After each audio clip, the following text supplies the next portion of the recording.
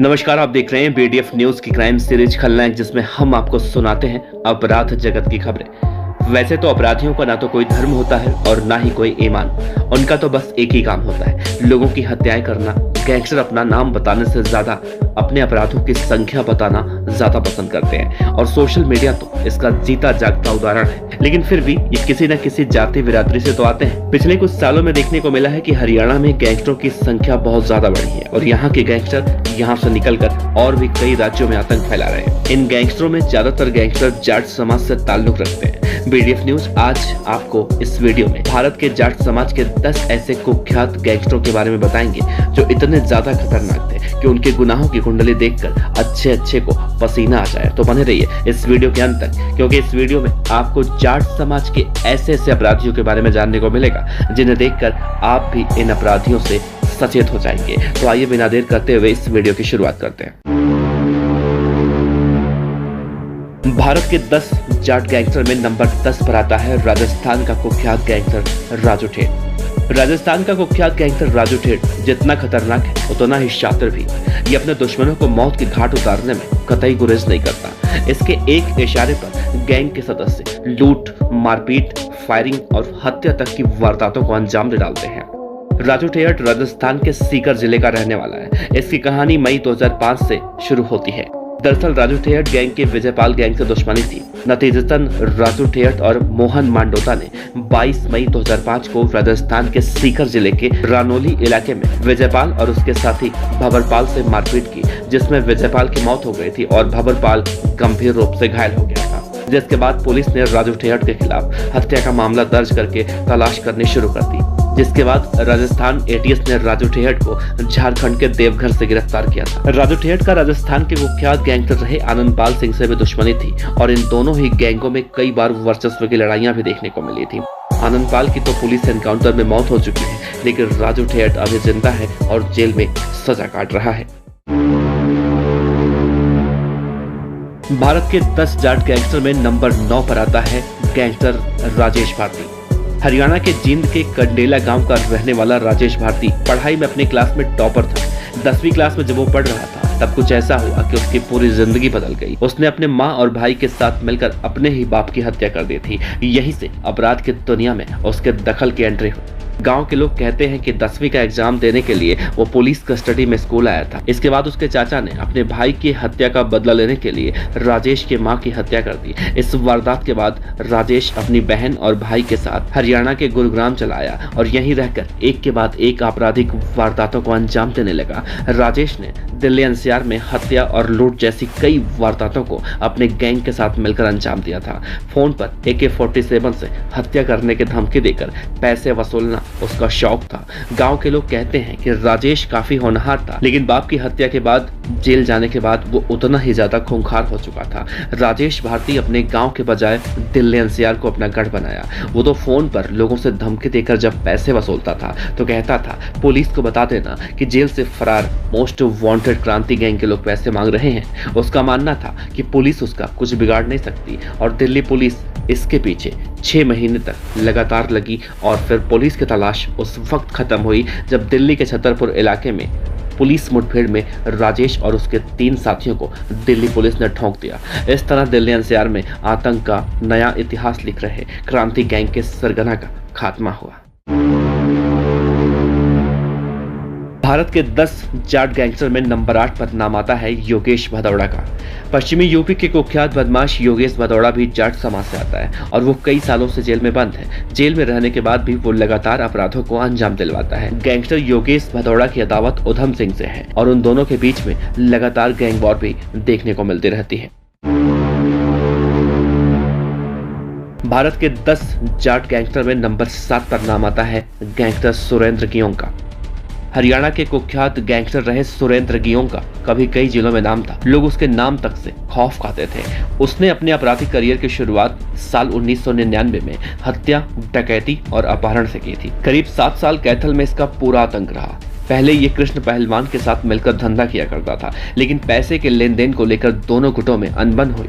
रंजिश की वजह से सुरेंद्र ग्योंग गुट ने पुराने बस अड्डे के पास कृष्ण पहलवान की हत्या कर दी। सुरेंद्र ग्योंग पर हत्या और हत्या के प्रयास के 11 मामले समेत कुल 34 मामले कई जिलों में दर्ज थे। आतंक का नाम बन चुके गैंगस्टर सुरेंद्र ग्योंग की कहानी को 2018 में पुलिस ने खत्म कर दिया और उसे एनकाउंटर में मार गिराया, जिसकी तस्वीर भी सामने आई थी। कहा जाता है कि सुरेंद्र ग्योंग अपनी होंडा सिटी कार में जींद असंध से करनाल की तरफ जा रहा था। इसकी भनक पुलिस को लग चुकी थी। कैथल पुलिस को सूचना मिली थी कि सुरेंद्र ग्योंग होंडा सिटी कार से कैथल से करनाल की तरफ जा रहा है। इसके बाद कैथल पुलिस की टीम ने ग्योंग की कार का पीछा करना शुरू कर दिया। करनाल पुलिस को भी इसकी सूचना दे दी गई। इसके बाद करनाल के राहड़ा गांव के पास आगे से करनाल पुलिस और पीछे से कैथल पुलिस की टीम ने ग्योंग को घेर लिया। ग्योंग कुछ कर पाता पुलिस टीमों ने उसे बुरी तरह से घेर लिया था और खुद को गिरा देखकर उसने कार में से ही पुलिस पर फायरिंग करनी शुरू कर दी और जब जवाब में पुलिस ने फायरिंग की तो वो गोलियों से छलनी हो गया। सुरेंद्र की गाड़ी से पुलिस की वर्दी भी बरामद हुई थी। भारत के 10 जाट गैंगस्टर में नंबर 6 पर नाम आता है कुख्यात गैंगस्टर अमित भोरा का। अमित मलिक उर्फ अमित भोरा मूल रूप से वेस्टर्न यूपी के मुजफ्फरनगर के फुगाना थाना इलाके के सरनावली गांव का रहने वाला है। रंग गोरा होने की वजह से अपराध जगत में और पुलिस में उसका नाम भोरा पड़ गया। मधुबिहार थाने में 2010 में हुई गिरफ्तारी के बाद तैयार उसके डोजियर के हिसाब से अगर देखा जाए तो उसके आपराधिक जीवन की शुरुआत राजपाल नाई गैंग से हुई थी। उसने मुजफ्फरनगर में उसके खिलाफ गवाह केमिस्ट का मर्डर किया था। साल 2002 में पुलिस एनकाउंटर में राजपाल की मौत के बाद वो मुजफ्फरनगर के कुख्यात भाइयों नीटू गैल और बिट्टू गैल के गैंग में शामिल हो गया। पुष्पेंद्र, अनिल भारसी और राजीव भोरा समेत इन गैंग ने कुख्यात धर्मेंद्र किरठल में उसके पिता समेत 5 लोगों की हत्या कर दी थी। साल 2005 और 2006 में यूपी में तत्कालीन एसएसपी नवनीत सिकेरा की टीम ने इन सभी का सफाया कर दिया था, लेकिन भोरा बच गया। भोरा के बारे में कहा जाता है कि वो गर्लफ्रेंड बनाने का बहुत शौकीन है और उन्हें महंगी महंगी गाड़ियां भी गिफ्ट किया करता है। फिलहाल इस समय अमित भोरा जेल में सजा काट रहा है। भारत के 10 जाट गैंगस्टर में नंबर 5 पर नाम आता है सुनील राठी का। यूपी के बागपत के रहने वाले सुनील राठी के पिता नरेश राठी राजनीति में थे और नगर पंचायत टीकरी के चेयरमैन थे।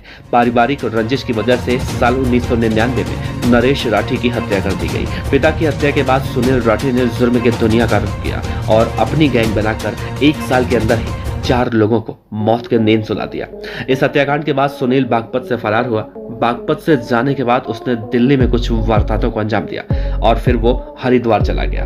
हरिद्वार में रहने के दौरान उसने अपना नेटवर्क बड़ा किया। जहां एक तरफ प्रशासनिक अमला 2 राज्यों के अलग होने में व्यस्त था, तो वहीं दूसरी तरफ सुनील राठी अपने गैंग के काम को चारों तरफ फैलाने में व्यस्त था। लेकिन 2000 में उसे हत्याओं के मामले में गिरफ्तार किया गया और जेल जाने के बाद सुनील राठी की नजर जमीन और रंगदारी पर थी। जेल में बैठकर ही सुनील राठी ने अपने गुर्गों की मदद से कई सारी जमीनों पर कब्जा किया। सुनील राठी पर साल 2011 में रुड़की जेल में जेलर की हत्या का भी आरोप लगा था। सुनील राठी जब से गिरफ्तार हुआ है तब से केवल उसकी जेलें बदली गई हैं। वो खुद कभी जेल से बाहर नहीं आया।